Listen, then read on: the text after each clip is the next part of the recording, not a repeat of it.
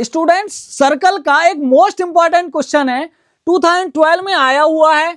In two concentric circle prove that a chord of the larger circle which is tangent to the smaller circle is bisected at the point of contact। इस तरीके का question है और question को अगर पढ़ के आप समझ सकते हो तो आराम से क्वेश्चन सॉल्व हो जाएगा, ठीक है। अदरवाइज क्वेश्चन सॉल्व करना इम्पॉसिबल है। देखो सबसे पहले क्या करेंगे, क्वेश्चन में दे रखे हैं दो सर्कल इन टू कंसेंट्रिक सर्कल, तो हम दो कंसेंट्रिक सर्कल लेट कर लेते हैं। मान लो एक दो कंसेंट्रिक सर्कल है, एक C1 है और एक C2 है। अब उसके बाद कॉर्ड की बात हो रही है, prove that chord of the larger circle, यानी कि जो लार्जर सर्कल है हमारा बड़ा वाला C1, उसकी कॉर्ड है हमने मान लिया AB है, ठीक है।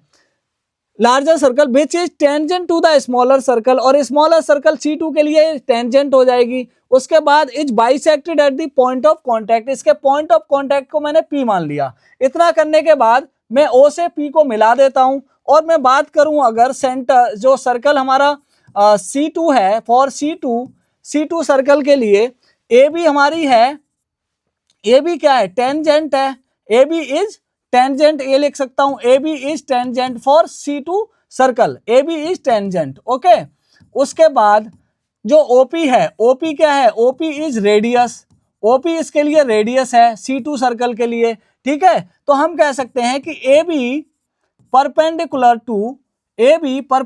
टू OP, ठीक है। अब किस वजह से होगा उसका रीजन आपको जरूर लिखना है एग्जाम में, उसका रीजन होगा ये, ठीक है। क्या रीजन है, tangent at any point of the circle perpendicular to the radius through point of contact, इस तरीके से। अब अगर बात करें फॉर C1, अभी तक बात कर रहे थे हम C2 की, तो फॉर C1 सर्कल के लिए हमारा AB जो है, AB इज कॉर्ड है C1 के लिए, ठीक है। क्योंकि हमारा C1 इस तरीके से और ये इस तरीके से है तो ये कॉर्ड हो जाएगी उसके लिए, ठीक है।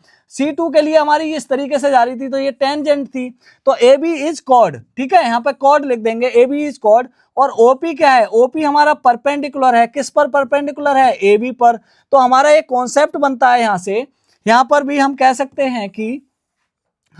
हैं कि as perpendicular from centre bisect the chord, मतलब सेंटर से परपेंडिकुलर ड्रॉ करें अगर कॉर्ड पर तो हमारा वो कॉर्ड को बाइसेक्ट कर देता है। तो इसी से हमारा कॉन्सेप्ट बन जाएगा कि AP, ठीक है, देन लिख सकते हैं, then AP is equal to क्या हो जाएगा हमारा PB, और यही हमें प्रूव करना था।